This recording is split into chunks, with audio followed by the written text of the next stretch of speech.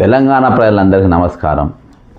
మొన్నటి దినాన retirement employees యొక్క బకాయిలు చెల్లించాలని గవర్నర్ వినతి పత్రాలు ఇచ్చినా ఆయన స్పందిస్తలేరని చెప్పేసి నేను గవర్నర్ గారి రాజ్భవన్ ముందు బైఠాయించడం జరిగింది. అదే రోజు కోడంగల్లో ముఖ్యమంత్రి రేవంత్ రెడ్డి గారి పర్యటన, ఆయన సొంత నియోజకవర్గమైన కోడంగల్లో ముఖ్యమంత్రి రేవంత్ రెడ్డి గారి పర్యటన. మరి ఆ పర్యటన సందర్భంగా అక్కడ ఉన్నటువంటి జాయింట్ యాక్షన్ కమిటీ అంతా కూడా ఆయన రాకను నిరసిస్తూ వాళ్ళు బంద్కు పిలిపివ్వడం జరిగింది.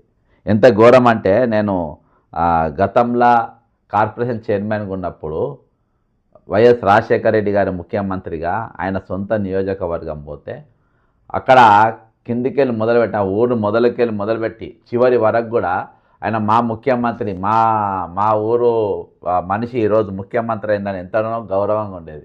కానీ ఈరోజు రివర్స్ ఏంటంటే, రేవంత్ రెడ్డి సొంత ఊర్లో ఈరోజు ఆయన ఆ నియోజకవర్గానికి వస్తుందంటే ఈరోజు ఈయన మా ఊరికి రానికి వీలు లేదు అని అక్కడ బంద్కు పిలిపించినటువంటి పరిస్థితి. ఓసారి అది ఏ మీడియాలో కూడా కవర్ కాని పరిస్థితి. ఇవాళ ఎవరు కూడా దీని మీద ఒక స్టోరీ చేయలేదు, ఏం చేయలేదు. ఇక ఒకసారి నేను ఎక్స్క్లూజివ్గా ఒకసారి ఆ వీడియో అంతా చూపించే ప్రయత్నం చేస్తా. ఇంకో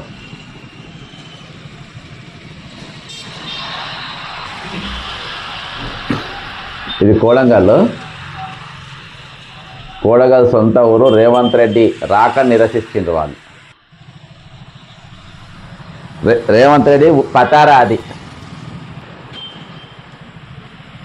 రేవంత్ రెడ్డి పతారా, రేవంత్ రెడ్డికి ఉన్న బ్యాక్గ్రౌండ్, రేవంత్ రెడ్డికి సొంత ఊర్లో ఉన్న బలం ఇది. మరి కాంగ్రెస్ పార్టీ సొంత ఊర్లో బలం లేని నాకు తెలిసి ఏ ఊరు కూడా ఇవాటి వరకు ఒక ఎమ్మెల్యే కూడా ఏ ఊర్లో కూడా ఈరోజు సొంత ఊర్లో ముఖ్యమంత్రి అంటే ఒక ఎమ్మెల్యే కూడా వాళ్ళ సొంత ఊర్లో ఎక్కడ కూడా బంద్ పిలిపియలే. కానీ మొట్టమొదటిసారిగా రేవంత్ రెడ్డి సొంత ఊర్లో మాత్రం బంద్ పిలిపించిందంటే ఇక ఎంత దారుణమో చూడండి. ఇక ఇంతకంటే దౌర్భాగ్యము నేనైతే ఎప్పుడు చూడలే. నేను ఇంతవరకు ఎప్పుడైనా చూడలే. ఎప్పుడైనా మీరు ఎక్కడైనా బంద్ పిలిపించింది మీరు చూస్తే దయచేసి కామెంట్ చేయండి కింద. ఎప్పుడైనా ఇస్తే మళ్ళీ దీనిపైన ఏ పేపర్ కూడా ఎవ్వరు కూడా ఏ ఛానల్ కూడా తీర్మానం మళ్ళీ ఛానల్ కానీ ఆ ఛానల్ కానీ ఈ ఛానల్ కానీ ఈరోజు ఏ ఛానల్ కూడా దీనిపైన కనీసం ఒక అక్షరం ముక్క దీనిపైన రాయలేని పరిస్థితి. ఈరోజు జాతీయ మీడియా, ఇది నేను ఇంగ్లీష్ మీడియాలో వచ్చినటువంటి ఇది చూసిన, రేవంత్ రెడ్డి సొంత నియోజకవర్గం బంధు అని చెప్పేసి వచ్చింది. ఇది ఏందనంటే సొంత ప్రజలు సీఎం రేవంత్ రెడ్డిని షాకిచ్చిందంట. కోడంగల్ నుంచి విద్యా సంస్థల తరలింపునకు నిరసనగా ప్రజలు, వ్యాపార వాణిజ్య వర్గాలు స్వచ్ఛందంగా బంద్కు పాటించాయంట. దీంతో నియోజక కేంద్రంలో ఒక్క వ్యాపార కార్యకలాపాలు కూడా పూర్తిగా మూతపడ్డాయట. ఒక్క షాప్ మీరు చూడండి, వీడియోలో స్పష్టంగా చూడండి. రేవంత్ రెడ్డి రాక సందర్భంగా ఒక్క షాప్ కూడా ఓపెన్ లేదు, ఒక హోటల్ ఓపెన్ లేదు. ఇక హోటల్ బంద్, షాపులు బంద్, దుకాణాలు బంద్, సర్వం బంద్ పెట్టిండ్రు. మా ఊరికి నువ్వు వచ్చే అవసరమే లేదు, నువ్వు చలో గెట్ లాస్ట్, ఇక్కడికి వెళ్ళి గో బ్యాక్ అని చెప్పిండ్రు. దీంతో ఒక్క వ్యాపార దుకాణం కూడా తెరవలేదు, అన్ని కూడా మూతపడ్డాయి. లాస్ట్ కోడంగల్ మండల కేంద్రం నుంచి మెడికల్ కళాశాల, వెటర్నరీ దవాఖానా, యంగ్ ఇండియా ఇంటిగ్రేటెడ్ కళాశాలను దుద్యాల మండలానికి తరలించాలని ప్రభుత్వం నిర్ణయించింది. దీనికి నిరసనగా కోడంగల్ అభివృద్ధి పరిరక్షణ ఐక్య కార్యాచరణ కమిటీ బంద్కు పిలిపించింది. ఈ బంద్లో ప్రతి పాన్ షాప్కి వెళ్ళి మొదలుపెట్టి, పాన్ షాప్ కింద చిన్న దుకాణంకి వెళ్ళి మొదలుపెట్టి పెద్ద దుకాణం వరకు ప్రతి ఒక్క షాపు ఈరోజు అక్కడ బంద్ పెట్టిన పరిస్థితి. ఇంతకు మించిన దరిద్రం, ఇంతకు మించిన దౌర్భాగ్యం, ఇంతకు మించిన బ్యాడ్ ఇంకా ఎక్కడైనా ఉంటుందా? ఇక్కడ ఏడ కూడా మొట్టమొదటిసారిగా ఒక ముఖ్యమంత్రి సొంత ఊర్లో ఈ ముఖ్యమంత్రి మా ఊరికి రావద్దు, ఎక్కడ కూడా సొంత నియోజకవర్గానికి పోతే ఊరు మొత్తం జేజేలు కొడుతుంది, ఊరు మొత్తము స్వాగత తోరణాలు ఉంటాయి. కానీ ఇక్కడ చూసిన ఒక శ్మశాన వాటిక లెక్క తయారైపోయి కోడంగల్ రేవంత్ రెడ్డి రాకను చూసి ఆయన రాకను చూసి ఈరోజు శ్మశాన ఎక్కలకు తయారైపోయింది. రోడ్ల పైన ఏడ కూడా ఒక షాప్ తెరిచిన పరిస్థితి లేదు, మొత్తం కర్ఫ్యూ వాతావరణం ఏర్పడినటువంటి పరిస్థితి. ఇది రేవంత్ రెడ్డి యొక్క పరిపాలనకు సొంత నియోజకవర్గం ప్రజలు ఇచ్చినటువంటి సర్టిఫికేట్. ఇంతకు మించింది ఏం కావాలో చెప్పండి? ఇంతకు మించిన అంటే ఆయన ముఖ్యమంత్రి అనే దానికి పోస్టుకు ఒక్క క్షణం కూడా ఉండడానికి వీలు లేదు, పనికి రాడు అని చెప్పడానికి ఇంతకు మించిన ఇక్కడ చూసిన ఇది ఏం కావాలో చెప్పండి, ఇంతకు మించిన దౌర్భాగ్యం ఏం కావాలో చెప్పండి. ఇంత వీడియో బాజాప్తా ఈరోజు వీడియో మొత్తం కంప్లీట్గా నాకు చాలా లేటుగా అంటుంది. ఎందుకంటే మొన్న దినాన నేను బంద్లో చాలా బిజీగా ఉండే, మొన్న ధర్నా అయ్యి దినమంతా పోలీస్ స్టేషన్లో ఉండుంటే నాకు ఈ సబ్జెక్టు లేటుగా వచ్చింది. ఈరోజు ఒక అడ్వకేట్ గారు మీకు సంగతి తెలుసా, ఇలా దౌర్భాగ్యం ఏంటంటే ఏ పేపర్ ఏ ఛానల్లో ఏ టీవీలల్లో ఈరోజు ఎన్టీవీ ఈటీవీ యాటీవీ ఏ టీవీలో కూడా ఇది రాలేదు, ఎన్లో కూడా ఇది చూపించలేదు. ఈరోజు ముఖ్యమంత్రి రేవంత్ రెడ్డిని బహిష్కరించిండ్రు, చీపు అని చెప్పిండ్రు, మా ఊరికి రావద్దని చెప్పిండ్రు. సొంత ఊరి ప్రజలు మా ఊరికి రావద్దని చెప్పిండ్రు. రేపటి దినాన ఈరోజు రాజశేఖర రెడ్డి వైఎస్ఆర్ జిల్లా అని చెప్పేసి కడప జిల్లాకు పేరు పెట్టిండ్రు. రేపు రేవంత్ రెడ్డికి ఆయన సొంత ఊర్లో అరే మా ఊర్లో ముఖ్యమంత్రి చేసిన పేరు ఇక మండలానికి కాదు వాళ్ళ వాడకు కూడా ఆయన పెట్టే పరిస్థితిగా నా వార్తలేదు. అరే ఏదేమున్నా కానీ మమ్మల్ని మొత్తం ఒప్పించుకొని మళ్ళీ ఆ స్టేజ్ మీద ఎవరెవరున్నా చూస్తే మనం పరేషాన్ అయిపోతాం. ఒక ఎమ్మెల్యే కాదు, ఒక ఎంపీ కాదు, ఏం కాదు. ఇప్పుడు ఆయన ఆ వ్యక్తి స్టేజ్ మీద ఉన్నటువంటి పరిస్థితి ఎవరున్నారో మీరు చూస్తే ఇక షాక్ కావాల్సిందే. అటువంటి వ్యక్తిని ఈరోజు ఇంకో స్టేజ్ మీద చూడండి, స్టేజ్ మీద ఈయన క్యాబినెట్ మంత్రి చూడండి. ఇక్కడ ముఖ్యమంత్రి రేవంత్ రెడ్డి గారు, పక్కన స్వామి గారు, ఆ పక్కన రేవంత్ రెడ్డి గారి సోదరుడు తిరుపతి రెడ్డి గారు. తిరుపతి రెడ్డి గారిని గతంలో కూడా అడిగిన, ఈయన ఎమ్మెల్యేనా ఎంపీయా, ఈయన ఏంది చెప్పండి అక్కడ. ఇవాళ వీళ్ళకున్న పతారా ఏంది నీ కుటుంబానికి కాడా, నీ కుటుంబానికి ఉన్న పతారా ఏంది రేవంత్ రెడ్డి. నీ సొంత ఊర్లో నీకు ఏం పతారా ఉన్నది, నీ సొంత ఊర్లో ఏం పతారా ఉంది, ఏం దమ్ ఉంది, నీ గురించి వాళ్ళు ఏమనుకుంటున్నారు, ఎంత పెద్ద లీడర్ అనుకుంటున్నారు, నువ్వు ఎంత పెద్ద పుస్కి కాని వాళ్ళు అక్కడ అనుకుంటున్నారు. ఈరోజు సర్పంచ్కి వార్డు మెంబర్కి ఉన్న విలువ నీ ఊళ్ళో లేదు. నీకు ఒక ముఖ్యమంత్రి అయి వార్డు మెంబర్కి ఉన్న విలువ ఈరోజు రేవంత్ రెడ్డికి తన సొంత ఊర్లో లేదు. దీని మీద దమ్ముంటే పిసిసి ప్రెసిడెంట్ మాట్లాడాలి, రాష్ట్ర కాంగ్రెస్ పార్టీ ఇన్ఛార్జీలు మాట్లాడాలి. ఊర్లో ఎప్పుడైనా ఈ భారతదేశంలో ఒక ముఖ్యమంత్రి సొంత ఊరు ఎప్పుడైనా బహిష్కరించిందా, సొంత ఊరు ఎప్పుడైనా అయినా మాకు అవసరం లేదని చెప్పిన చరిత్ర ఎక్కడైనా మనం చూసినామా? ఈరోజు ప్రతి ఒక్కరు స్వచ్ఛందంగా ఈ దౌర్భాగ్యుడు రావద్దు, ఈ దౌర్భాగ్యుడు మాకొద్దు, ఈ జనాన్ని హింస పెట్టేటోడు, జనాన్ని గోసపుచ్చుకో. రేపటి దినాన్ని చెప్తున్నా కదా, నీవు జూబ్లీ హిల్స్ నా సహకారం కూడా ఉంది, అందరి సహకారంతో గెలిచింది. ఇవాళ నువ్వు రాజీనామా చేయి దమ్ముంటే రేవంత్ రెడ్డి, నువ్వు రాజీనామా చేయని నీ కోడంగల్లా నీకు ఏది మన ఇది కూడా డిపాజిట్ కూడా రాదు, నీకు భయంకరంగా ఓడిపోతావు నువ్వు. అక్కడికి వెళ్ళి చాలా దారుణంగా రేవంత్ రెడ్డిగా కోడంగల్లో ఓడిపోయే పరిస్థితి.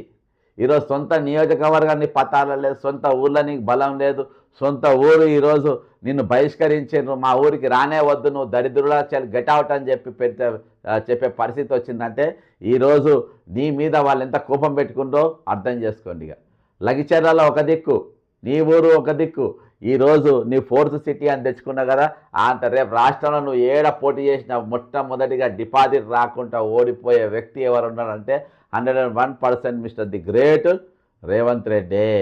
రేవంత్ రెడ్డి దారుణంగా ఓడిపోయే పరిస్థితి ఈరోజు ఉన్నది.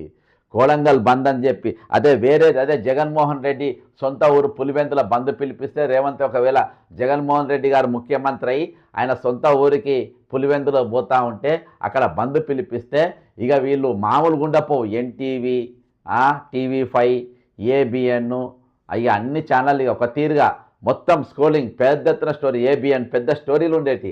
ఈరోజు మరి దీనిపైన ఎందుకు స్టోరీ లేదు? ఈరోజు ఒక ముఖ్యమంత్రిని మా ఊరుకు రావద్దని చెప్పి పిలిపించిందంటే ఈరోజు ఎందుకు ఛానళ్ళలో స్టోరీలు లేవు? ఎందుకు ఈరోజు తీర్మాన్ మల్లయ్య గారు మీ సొంత ఛానల్లో మీరు అన్ని పెద్ద పెద్ద పుడింగ్ మాటలు మాట్లాడుతారు కదా, దీని మీద మీరు ఎందుకు చేయలేదు? ఇంకా తెలుగు యూట్యూబ్ ఛానల్ చాలా ఛానళ్ళు ఉన్నాయి, ఇవేవి కూడా ఈరోజు దీని మీద ఎందుకు చర్చ పెట్టలేదు, ఎందుకు మాట్లాడలేదు? కాబట్టి ఇంతకు మించిన దౌర్భాగ్యం నాకు తెలిసి జీవితంలో మొట్టమొదటిసారి నాకైతే ఇదైతే పెద్ద షాకింగ్ న్యూసే. బ్రేకింగ్ కాదు, షాకింగ్ న్యూస్. ఎప్పుడు కూడా ఎక్కడ కూడా వినలేదు. ఇవాళ కూడా మన వంగరకు పివి నరసింహారావు గారు ఏం పెద్ద డెవలప్మెంట్ ఏం చేయలే. భీమదేవరపల్లి మండలం, ఇప్పుడు హన్మకొండ జిల్లా భీమదేవరపల్లి మండలం వంగర ఆయన సొంత గ్రామం, ఏం పెద్ద డెవలప్మెంట్ చేయలే.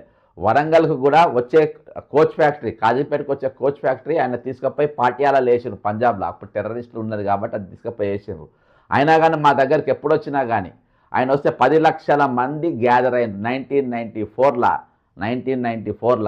ఆయనది ఒక పెద్ద బహిరంగ సభ అయితే ప్రధానమంత్రికి వస్తే ఎవరు కూడా బహిష్కరించారు. మాకు ఇచ్చినా ఇవ్వకుండా, మా జిల్లా వెనుకబడ్డా పరవకుండా, మా బిడ్డ ఒక భారతదేశ ప్రధానమంత్రి అయిండు, మాకు అన్యాయం చేసినా పర్వాలేదు, అర్థమైందా. కానీ భారతదేశానికి వచ్చిండ్రు, ఈరోజు ప్రపంచం అంతా గొప్ప పేరు తెచ్చుకున్నాడు, నూతన ఆర్థిక విధానాలను ప్రవేశపెట్టిండ్రు, ఆర్థికంగా వెనుకబడ్డటి భారతదేశాన్ని మళ్ళా తిరిగి పట్టాల మీదకి ఎక్కించిన మహోన్నతమైన నాయకుడు, కుదబెట్టిన బంగారాన్ని మళ్ళా వాపసు తెచ్చిన నాయకుడు అని చెప్పేసి వరంగల్ జిల్లా ప్రజలు ఆయనను గుండెకు హత్తుకొని స్వాగతం తెలిపిండ్రు. వరంగల్ జిల్లాకు ఆయన ఏం చెయ్యకున్నా ఈరోజు రేవంత్ రెడ్డి గారు ముఖ్యమంత్రి అయ్యి ఈరోజు రెండో ముఖ్యమంత్రి తెలంగాణకు.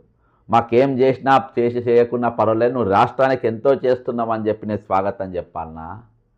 ఈరోజు నువ్వు రాష్ట్రాన్ని మొత్తం దివాలాకోరు రాజకీయంగా మార్చినవు అని నేను స్వాగతం చెప్పాలనా? రిటైర్మెంట్ అయినటువంటి వ్యక్తులై ఈరోజు వాళ్ళ పైసలు కాజేసి తిని 26 మంది చచ్చిపోయారు. మన పక్కన ఊర్లో ఉన్నట్టు కొండయ్య సార్ కూడా చచ్చిపోయిందని చెప్పి నీకు స్వాగతం పలుకుతారా? ఈరోజు ఎంతమంది బతుకును నువ్వు ఆగం చేసినామని నీకు స్వాగతం పలకాలే అని చెప్పి ఈరోజు కేవలం ఈ విద్యా సంస్థల తరలింపు, ఇంకోటి ఈరోజు నీవు తెలంగాణ ప్రజలు ఏ విధంగా ఆడిపోసుకుంటున్నారో దాన్ని దృష్టిలో పెట్టుకొని ఈరోజు గెట్ లాస్ట్ అని చెప్పిండ్రు. మొన్న కూడా అసెంబ్లీ ఎన్నికల్లో ఓడిపోయేటోడు బీఆర్ఎస్ క్యాండిడేట్ పట్నం నరేందర్ రెడ్డి అనేటోడు ఈరోజు పూర్తిగా వీళ్ళన్నకు ఎంపీ టికెట్, వీళ్ళన్న బీఆర్ఎస్లో జాయిన్ అయిన ముఖ్యమంత్రి అవుతాడు అని చెప్పి సరెండర్ చేస్తే, సైలెంట్ చేస్తే పట్నం నరేందర్ రెడ్డి అనేటోడు ఈయనకు అమ్ముడు పోయి వీళ్ళకి పదవులు ఇవ్వనికి, వీళ్ళకి ఎమ్మెల్యే టికెట్ ఇవ్వనికి, వాళ్ళ వదినకి ఎంపీ టికెట్ ఇవ్వనికి సైలెంట్ అవుట్లై దరిద్రుడు గెలిచిండ్రు. గురునాథ్ రెడ్డిని ఒక దిక్కు పెట్టుకుని తిరిగే పరిస్థితి లేడు కాబట్టి నీకు ఒక నామినేటెడ్ పోస్ట్ ఇస్తానని చెప్పి గురునాథ్ రెడ్డి గారిని పక్కన పెట్టుకుంటూ పట్నం నరేందర్ రెడ్డిని ఇంకో దిక్కు పెట్టుకొని ఈరోజు గెలిచిండ్రు. ఈరోజు వాళ్ళిద్దరు పక్క జరిగి ఈయన పోటీ చేస్తే 101, ఒకవేళ వాళ్ళు సపోర్ట్ చేసిన గురునాథ్ రెడ్డి గారికి అక్కడ మంచి పేరు ఉంది, వాళ్ళు సపోర్ట్ చేసినా రేపు గెలవరు, ఇలా వాళ్ళకున్న మంచి పేరు కూడా పోతుంది. ఇక ఆ కాడికి వచ్చింది. ఈరోజు అన్ని పార్టీలు ఏకమై ఈయన గెలవాలని తిరిగిన జనం మాత్రం రాళ్లతోని కొట్టి పొలిమేర్ల వాళ్ళకు ఉరికిచ్చే పరిస్థితి ఈరోజు అక్కడ ఉన్నది. కొడంగల్ నిర్మానుషంగా తయారైంది ఆ రోజు ఆయన రాకని చూసి. నేనే షాక్ అయిపోయినా. ఇక ఇదే స్టోరీలో నేను ఇంకో ఫార్వర్డ్ చేస్తా.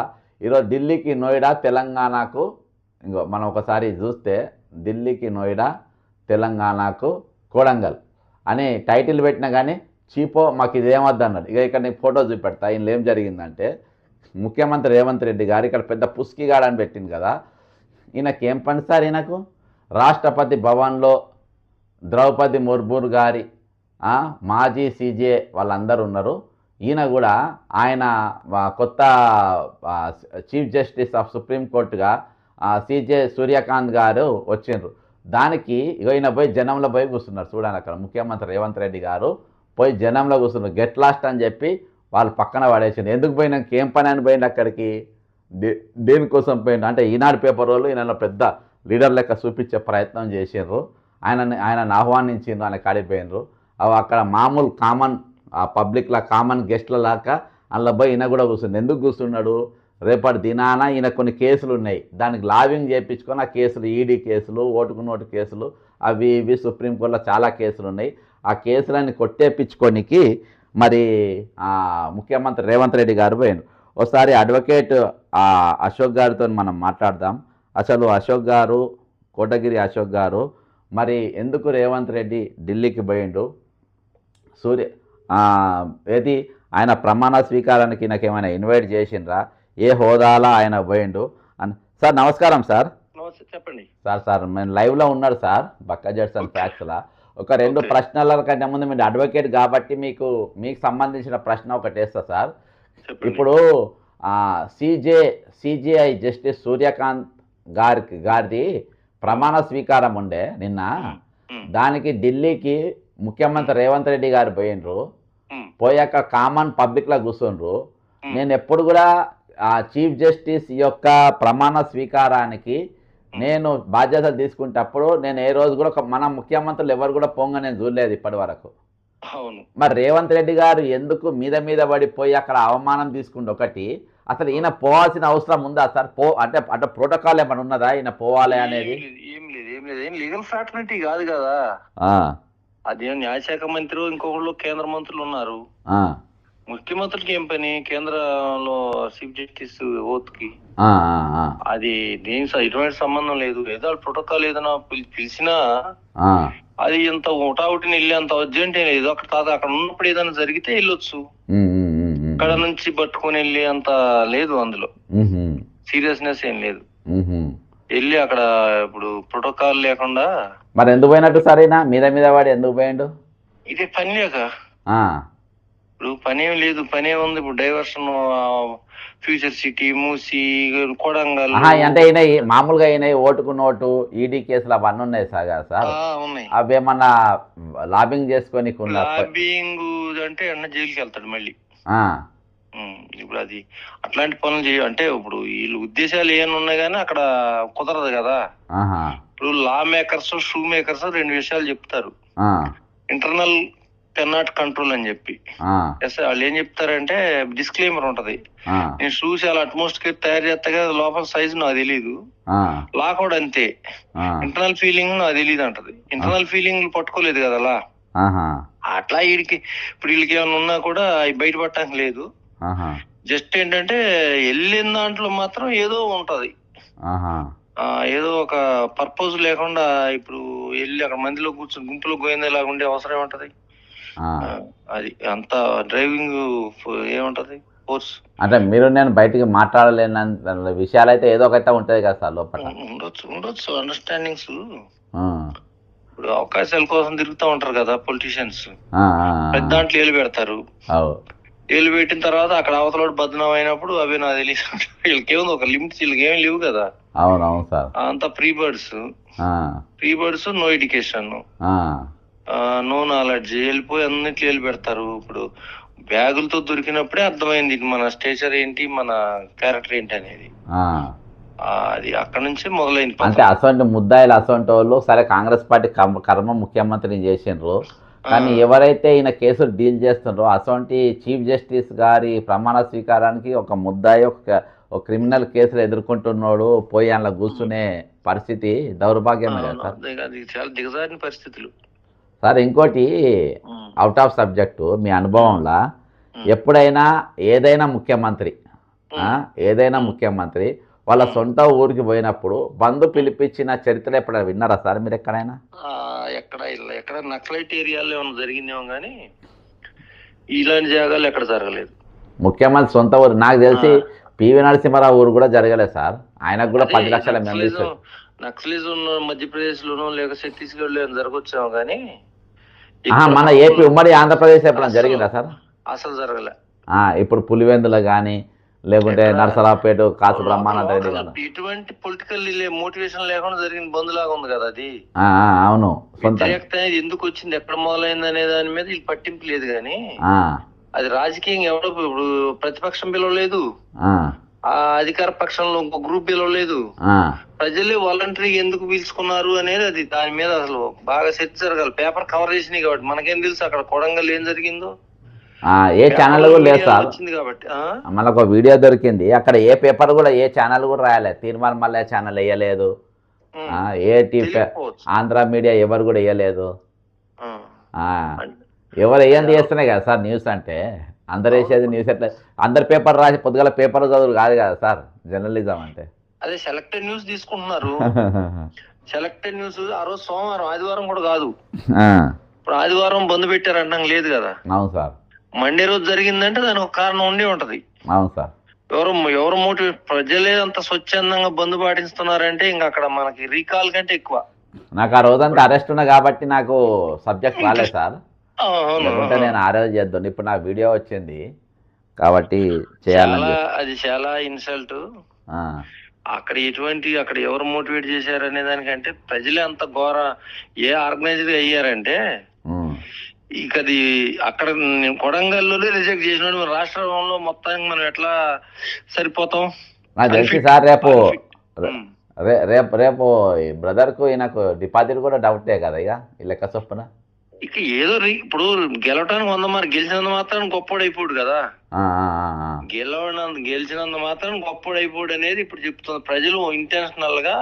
ఇప్పుడు నేను చెప్పే కదా, వాళ్ళు అసలు వాలంటరీగా అంత ఘోరంగా బంద్ పిలిపించే కారణం ఏముంది? రీజన్, అంత స్ట్రాంగ్ రీజన్ వాళ్ళే తెలుసుకోవాలి. అది గెలిపించినప్పుడు ఇప్పుడు అక్కడ ప్రతిపక్షం కేసీఆర్ బంద్ పిలిపించాడా? కమ్యూనిస్టులు ఇచ్చారా? బీజేపీ అధిక రాజకీయ పార్టీలు ఏమి ఇచ్చినట్టు లేదు కదా పిలుపు. అవును సార్, ఇప్పుడు సార్ చెప్పండి సార్. అదేదో పేరు ఏదో ఒక లోకల్ ఆర్గనైజేషన్ పిలిపించినాయా? ఎవరు ఇవ్వాలి సార్? వాణిజ్య సంఘాలు కానీ లేకపోతే రైస్ మిల్లర్స్ ఇట్లా కొన్ని ఎవరు పిలిపించి ఉండాలి కదా. రీజన్ అంతా వాళ్ళ లోకల్ వాళ్ళే సార్. లోకల్ వాళ్ళు ఇచ్చారంటే మరి వాళ్ళే. పాన్ షాప్ కూడా బంద్ సార్. అబ్బా, పాన్ షాప్, కిల్లి కొట్టు, చాయ్ దుకాన్లు. ఇది గ్రేట్. ఇది చాయ్ దుకాన్లు రోడ్డు మీద ఎట్లున్నది సార్? శ్మశాన వాటిక లెక్క ఉన్నది. కర్ఫ్యూ లెక్క ఉన్నది.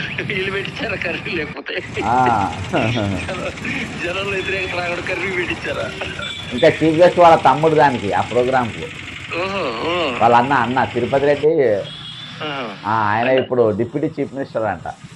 Deputy super official? Super official, correct. Super deputy అంటే ఇప్పుడు ఉన్నారు కదా ఆల్రెడీ. ఆయన super official, super extra constitutional authority అని. ఒకప్పుడు గత 89 ముందు రాజ్యాంగ ఇది ఉన్న కోర్టులో కేసేశారు మీద టీడీపీలో. తుల్జా భవానీ టైల్స్ కూడా బంద్ సార్. సార్ ఇప్పుడు నేను అంటే వీరభద్ర సెలూన్ బంద్, వీరభద్ర సెలూన్ బంద్. ఇక మొత్తం చౌరస్తా అయితే మొత్తం సుధాకర్ పైపుల దుకాణం బంద్.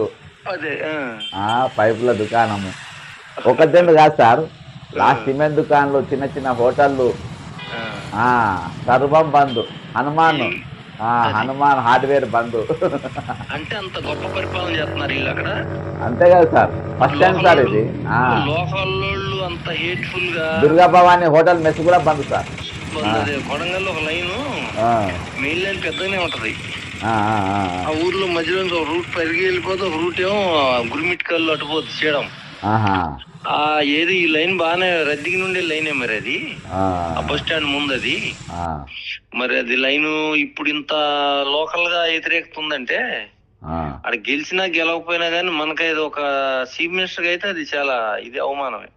బాయ్కాట్ అంటే ఇప్పుడు పివి నరసింహ గారు మీద అయితే సార్ ఇంత రీజన్ ఏంటంటే సార్, మెయిన్ గా నాకు అర్థమైందంటే, మొన్న ఈ పక్క ఊరే సార్ రిటైర్మెంట్ సారు చచ్చిపోయిండు.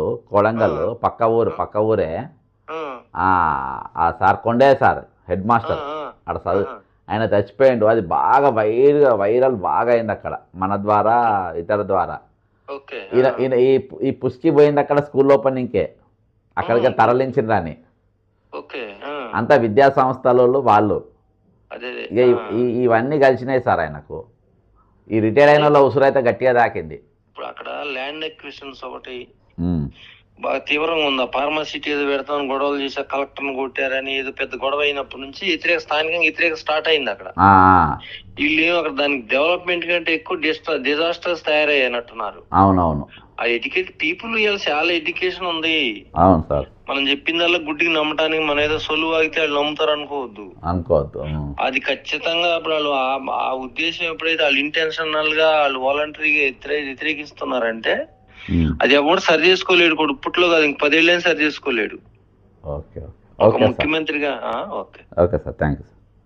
ఇది విన్నారు కదా, అక్కడ బంద్. ఈరోజు first sir high court advocate first point ఏంటంటే, ఈయన చీఫ్ జస్టిస్ దానికి పోవాల్సిన అవసరం లేదు, ముఖ్యమంత్రి ఇవాళకి ఎవరు వెళ్ళలేదు, అది రొటీన్గా జరిగే ప్రాసెస్. ఎన్ని సంవత్సరానికి 6 ముఖ్యమంత్రులు అయితే 6 చీఫ్ జస్టిస్ వస్తే 6 చీఫ్ జస్టిస్లు పోతారా? ఆ పోయే పరిస్థితి లేదు. కాకపోతే ఈయనకేదో ఇంటర్నల్గా ఏదో ఉంది, అది మనకు తెలియదు. కానీ ఈయనకు కొన్ని క్రిమినల్ కేసులు ఉన్నాయి కాబట్టి దానికోసం ఏదో పోవచ్చు, అక్కడ మంచి అనిపించుకునే ప్రయత్నం పోవచ్చు. కానీ లోపల లా ఎట్లా చేస్తుంది అనేది మనం వేచి చూడాల్సిన పరిస్థితి నెంబర్ 1. రెండవది, ఈరోజు బంద్ గురించి చాలా మంచి పాయింట్ చెప్పింది సార్. అక్కడ ఆపోజిషన్ పార్టీలు ఎవరు కూడా బంద్ ఇవ్వలే. నా బీఆర్ఎస్ ఇవ్వలేదు, నా బీజేపీ ఇవ్వలేదు, నా తెలుగుదేశం పార్టీ ఇవ్వలే, నా కమ్యూనిస్టులు ఇవ్వలే, లేకుంటే ఏదైనా ప్రజా సంఘాలు ఇవ్వలే, ఎవరు ఇవ్వలే. స్వచ్ఛందంగా ప్రజలు తమకు తామే ఈ ముఖ్యమంత్రి అనేటోడు మా ఊరుకు రావద్దు, నువ్వు వచ్చే అవసరం లేదు అని ఈరోజు బాజాబ్తా చెప్పిందంటే ఈ భారతదేశ చరిత్రలో మొట్టమొదటిసారిగా ముఖ్యమంత్రి సొంత ఊర్లో సొంత నియోజకవర్గంలో ముఖ్యమంత్రి రాకను వ్యతిరేకించి వచ్చే అవసరం లేదని ఆయన దాన్ని బైకాట్ చేసి బహిష్కరించిందంటే ఇది నిజంగా రికార్డు బ్రేకే. ఖచ్చితంగా దీన్ని మీరు షేర్ చేయండి. ఏ ఛానల్ కూడా కవర్ చేయలేదు, దీనిపైన ఎవరు కూడా స్టోరీ చేయలేదు. ముఖ్యమంత్రి సొంత ఊరు ఈరోజు బంద్ పెట్టి గెట్ లాస్ట్ అన్నారంటే ఖచ్చితంగా ఇది జనంలోకి పోవాల్సిన అవసరం ఉంది. కామెంట్ చేయండి, షేర్ చేయండి. జై తెలంగాణ, అమరవీరులకు జోహార్లు.